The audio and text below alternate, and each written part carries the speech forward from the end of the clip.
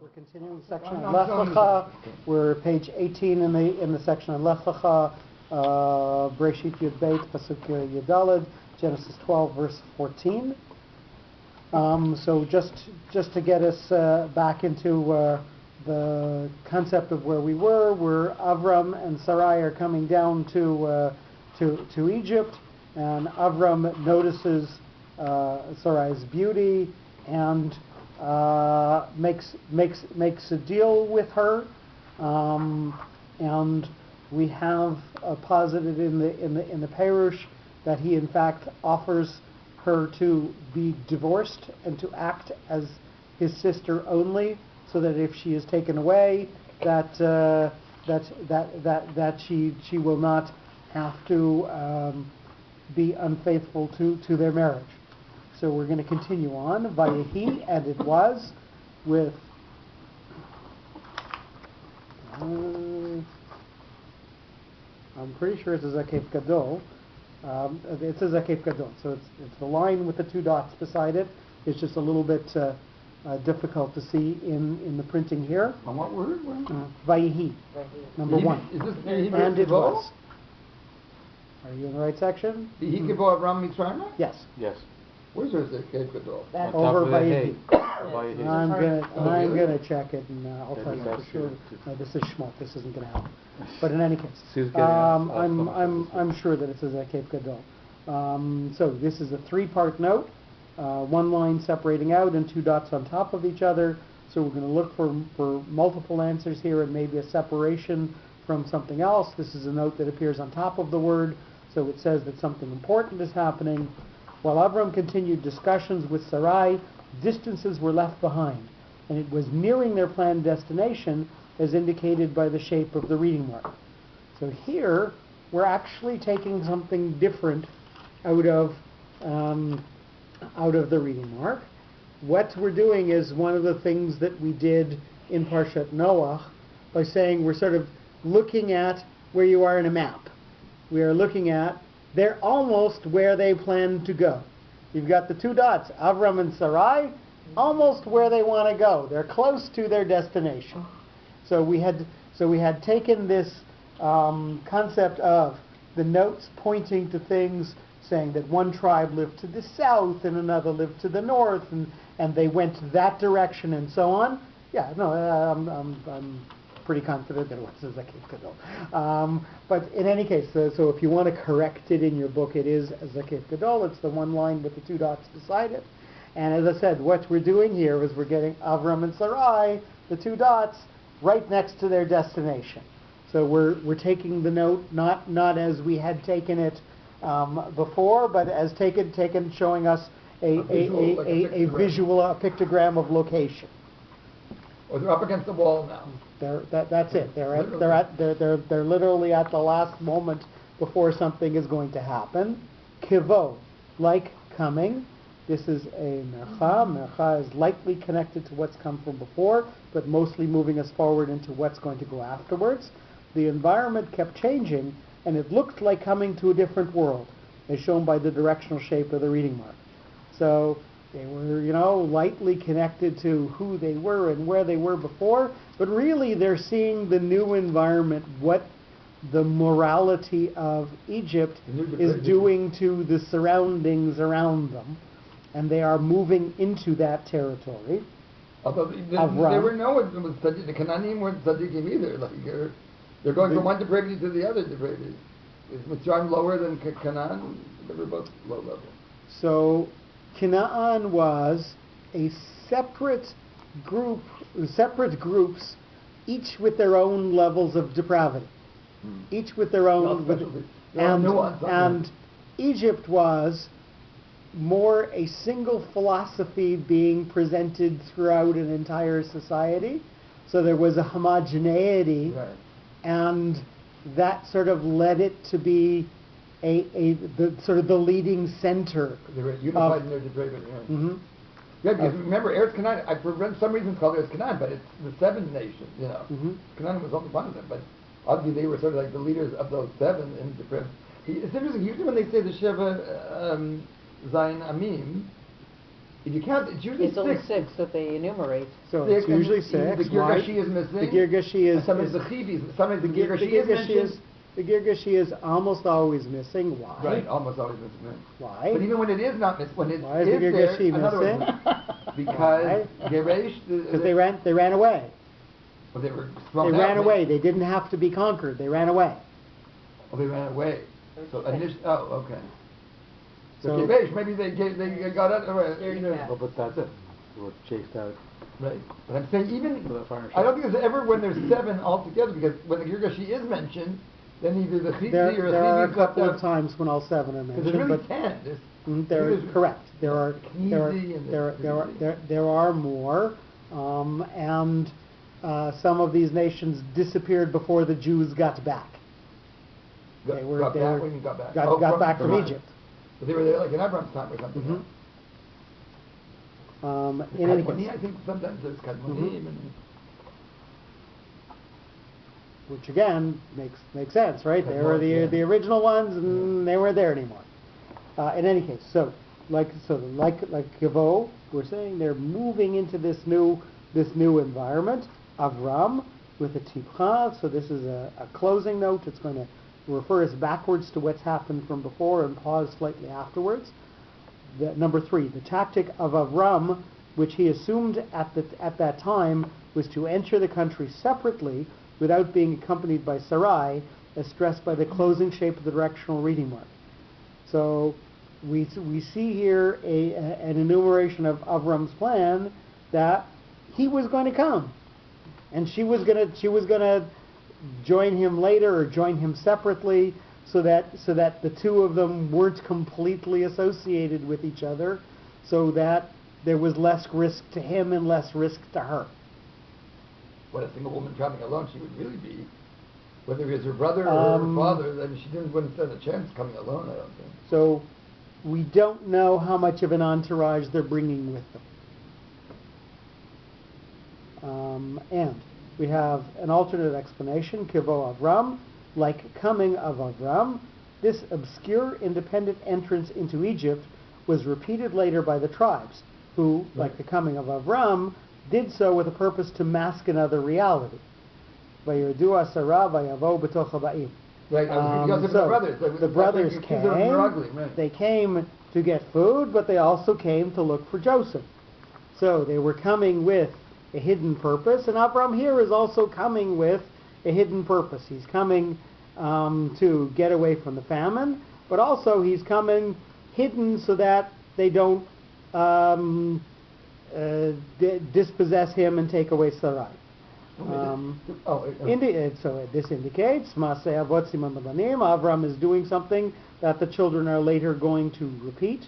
Because this procedure was initiated by Avram's proposal, the text mentions it in the singular, Kivo Avram, not Kivo Avram v'Sarai, but when Avram came. So it's saying, why are we talking about Avram planning to go into the country without Sarai? This is not something we see anywhere else in any other Perush mentioned.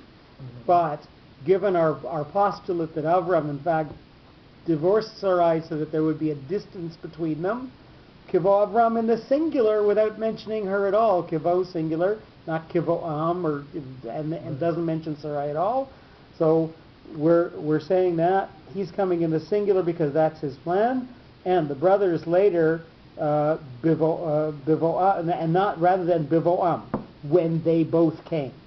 Rashi and the Zohar indicate that a plural form should have been applied.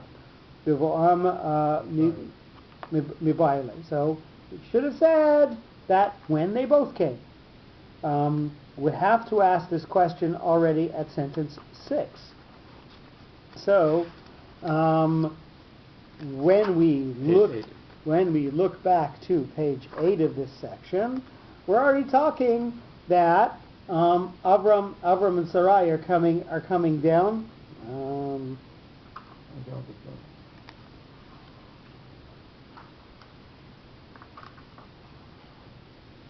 So Vayavor Avram ba'aretz.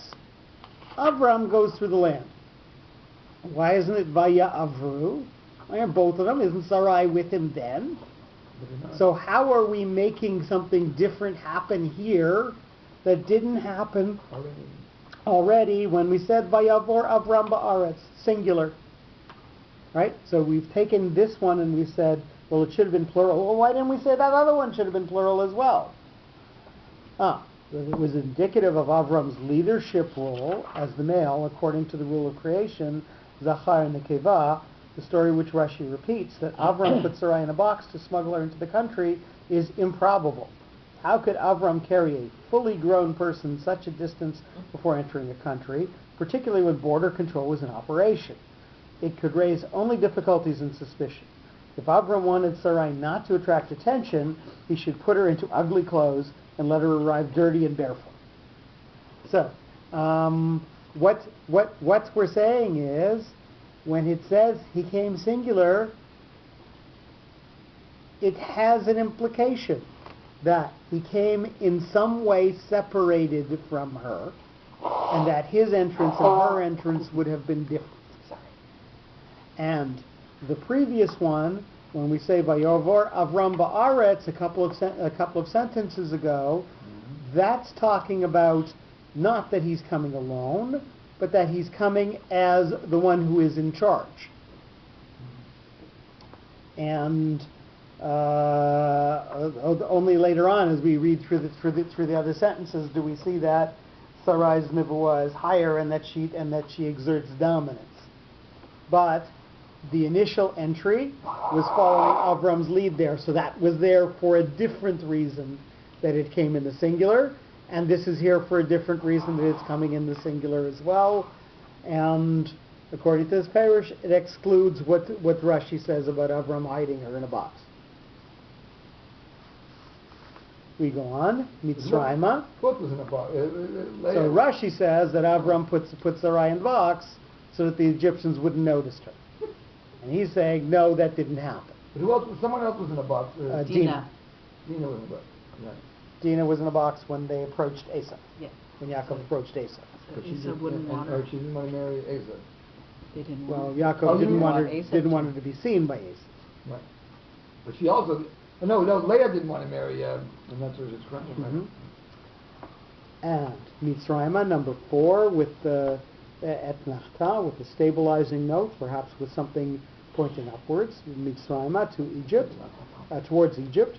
In a short time, Avram and Sarai arrived towards Egypt, and a new drama began with repercussions for later events, as denoted by the stabilizing shape of the reading mark.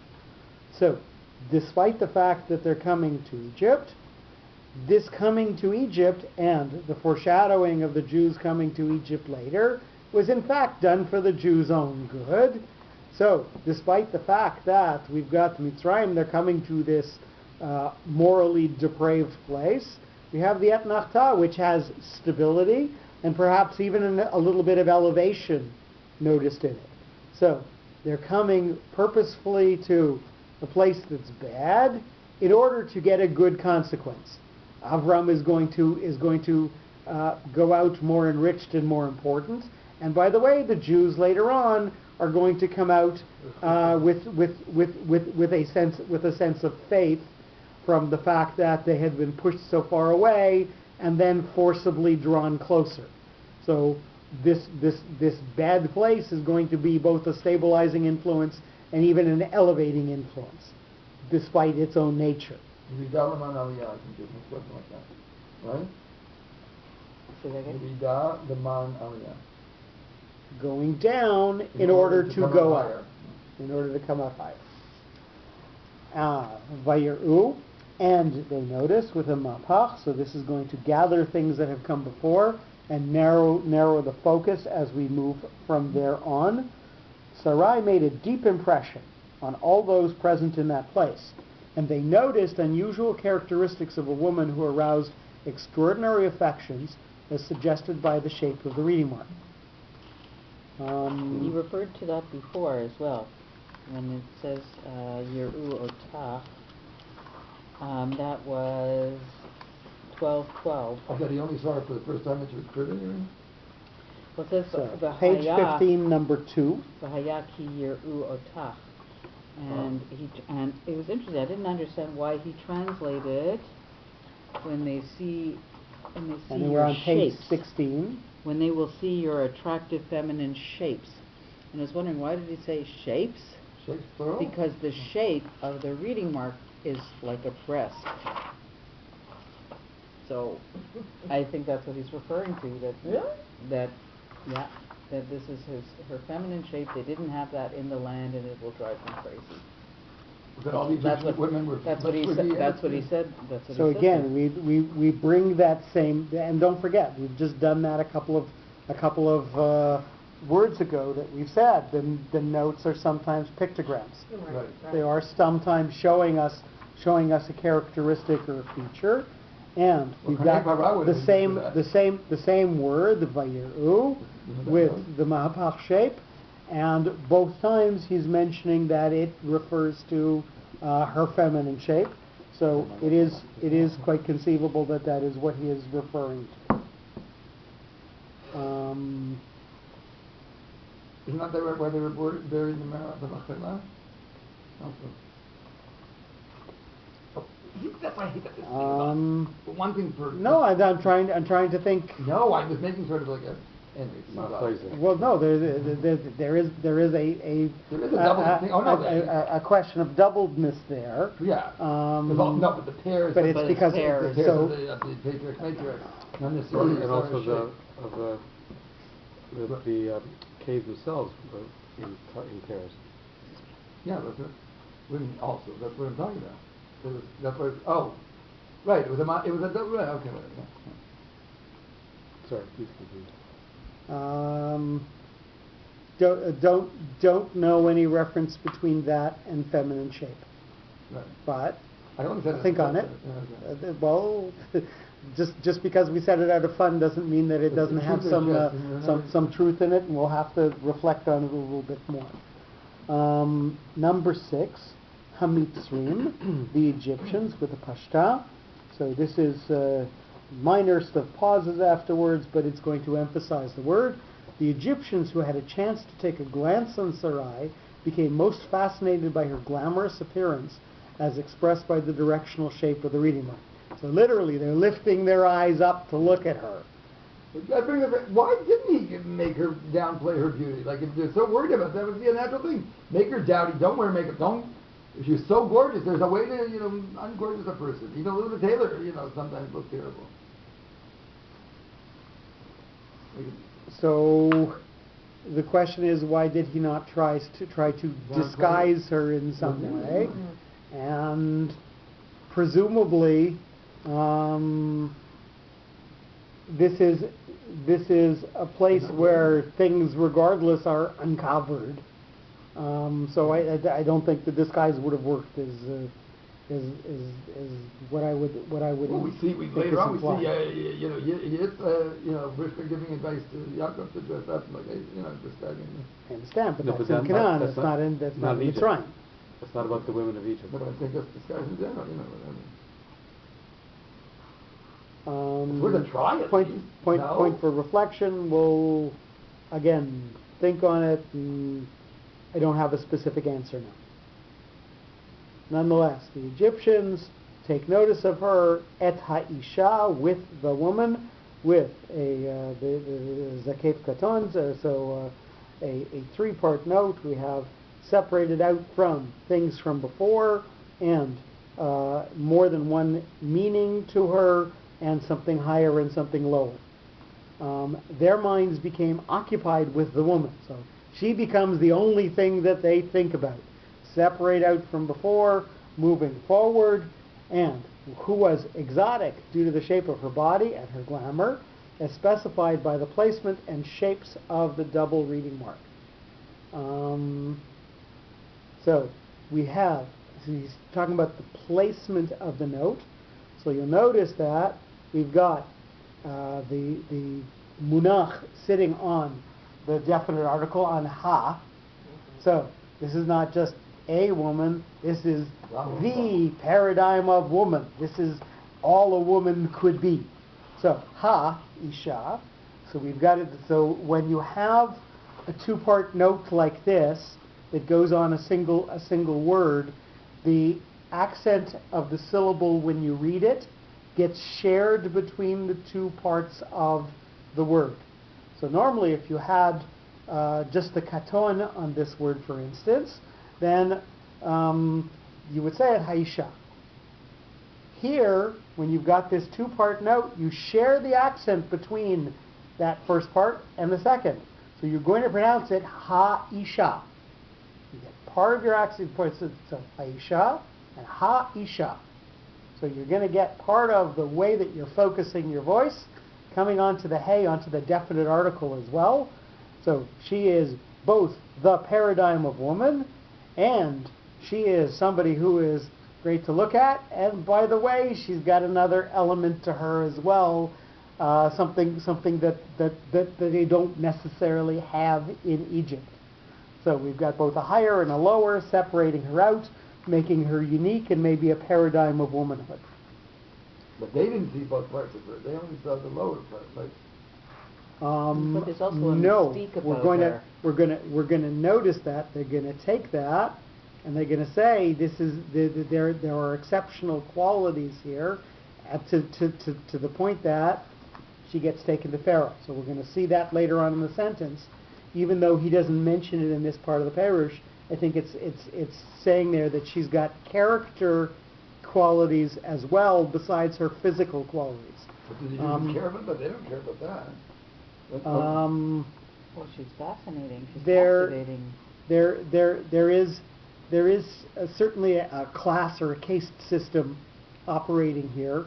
They know who royalty and who officers are and who commoners are, and I think she's being noticed both for physical beauty and for being of the higher class, if you will. that's like when, Like Jackie Kennedy. No, that's when Theodore McKellen, My Fair Lady, when he thinks, she's a Hungarian and of royal, and he said she's a Hungarian princess. And we have a big laugh at that now. And we have a side note. It was similar to the case with Esav when he met Jacob and his family. His look was directed primarily on the women.